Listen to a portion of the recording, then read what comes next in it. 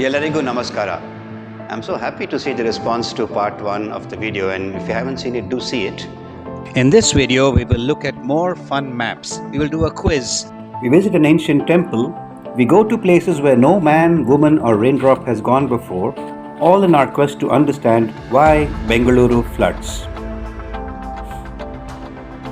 My main learning from video 1 was that the area called Mahadevpura is actually in a valley surrounded on 3 sides by high grounds. In fact, if you take an arc all the way from Raj Bhavan in the north to Kaban Park in the city center to Koramangala and all the way down to Harlur, you actually find that all the water that falls in this large part of Bangalore as rain actually gets channeled at high speed into the low-lying area or the low-lying valley called Mahadevpura. And this is just one of 3 such valleys in the city of Bangalore. If a raindrop falls at Sankey Tank, it flows south all the way to Gali Anjaneya Temple on Mysore Road, onwards to Kengeri and then all the way to the Kaveri. And if a raindrop falls north of the outer ring road near Hebbal, it flows through to Nagwara, Kalkere Lake, all the way down the Dakshin Pinakani River and actually meets with our 5 happy raindrops who are sitting in Overflow tank, and they all get together and flow all the way to Tamil Nadu. If you look at this map, you see that most of the areas within the outer ring road are high red zones or high areas, the old Bangalore city, and the only valley out there really is what is Balandur tank, what we broadly call Mahadevpura today. The other thing that some of you must have noticed in video 1 is that the 5 raindrops that eventually got to Overflow tank, 3 of them flowed unimpeded. And so the 3 streams of water that flowed through what is the old city, the old Bangalore, which is on the high ground, actually did not flood. And it's only the 2 streams in the newer parts of Bangalore, in Mahadevpura, which flooded. That gives us some clues that we know how to handle rainfall. We have handled it in the past. And as always, many answers can be found in history. Bangalore is one of the few major world cities that is not at a big water source like the sea or a river. Our only water source is rain, and we don't get enough of it.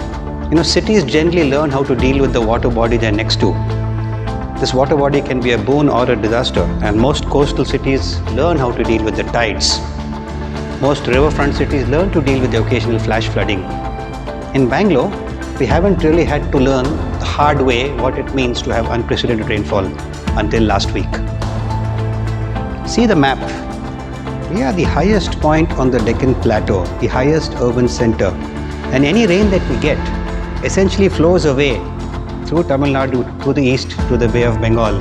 Our challenge historically has been how to capture the water when it does fall and store it for the full year. You know what's interesting? Bangalore has never been the capital of any major South Indian empire. And that's because we never had enough water to support a population or to create surpluses to actually deserve being an important city. Okay, all you trivia buffs, it's quiz time. How many lakes does Bengaluru have? Most people say 1,000. We had 2,000. Now we are only at 300, 200. But do you really know how many lakes Bengaluru has? You want to know? The answer is 0. Bengaluru has no lakes. I'm serious. There is not a single natural lake in this city. A lake is defined as a body of water surrounded by land.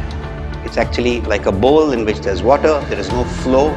It's a natural lake formation. Bangalore has none because we're an up and down city. Bangalore has tanks.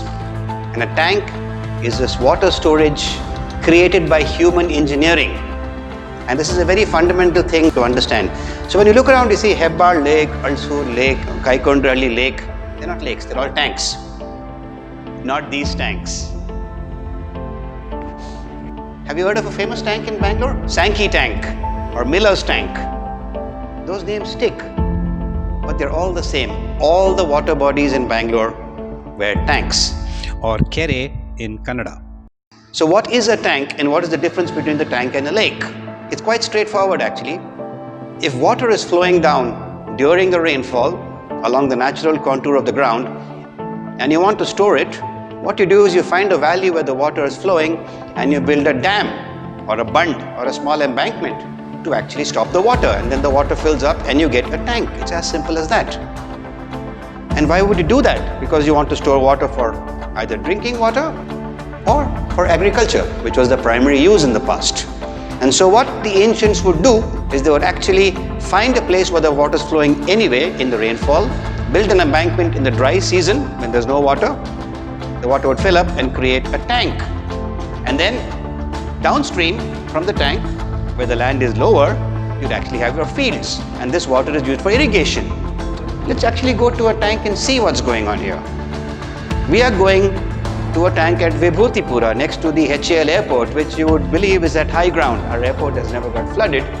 And let's see what the ancients did here and what we can learn from it. So if you look at this Vibhutipura tank, this is the direction of the water flow when it rains. This is the highest point in this area. And so the ancients built a bund over here and trapped the water here. And downstream, this is what is called the command area, where they practiced agriculture. Typically crops like rice and ragi, which actually require standing water. And so you would expect there was a way that they would release the water from the tank to the fields when required. Because they did. Let's go and see these places now. I'm standing at the eastern downstream end of the Vibhutipura Kere. Talking about that,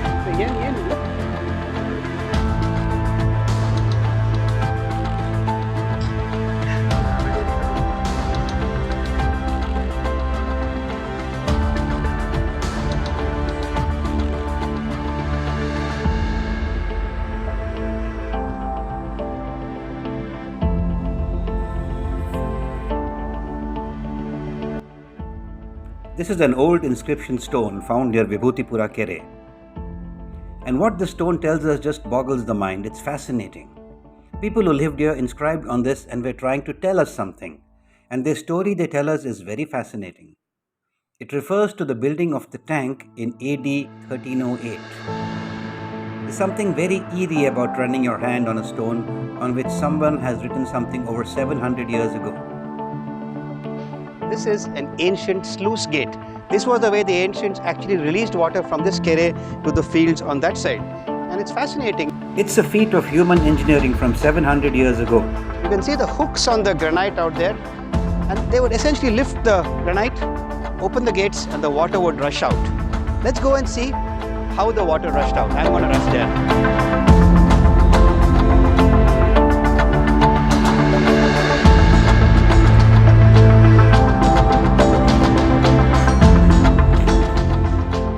At a good 20 feet almost below what used to be the water level at the top of the kere, and this is where the water would have come out when those sluice gates opened.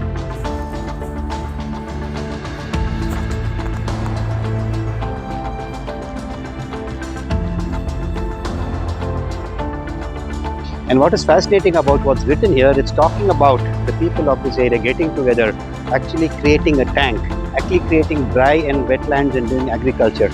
700 years ago, people out here had figured out how to manage the rainwater for their purposes. There's a lot we can learn from history, isn't it? But what happens if there's very heavy rain and the tank fills up? It overflows, and it overflows and follows the water course, goes downstream. A lake involves no flow. In a river, there is flow all the time. But when you have a tank system, basically you depend on overflow if there's too much rain, and controlled water management to actually irrigate your fields. And so the way it worked in Bengaluru, and many other cities in the world don't have natural water and depend on the rain, is that a series of tanks is created along the natural flow of the water, and you have tanks downstream at various points wherever people wanted to store the water. And that's exactly how the city of Bengaluru is.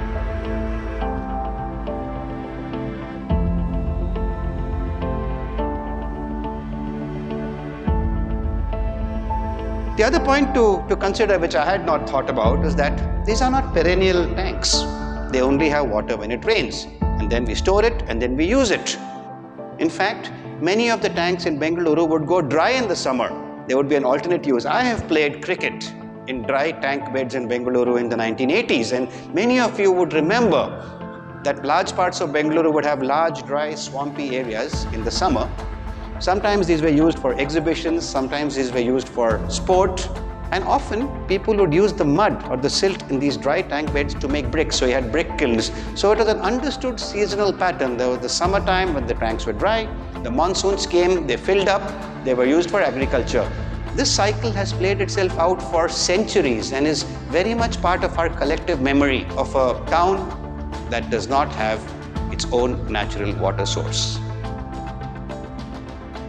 There's one thing I've learned in today's journey is that our ancestors in Bengaluru knew a thing or two about water management. In fact, they respected water and they built a sophisticated system of water harvesting and management that served us well for centuries. And then suddenly something changed in the 1800s. Changed the way this city looked at water. We find out more about that in part 3.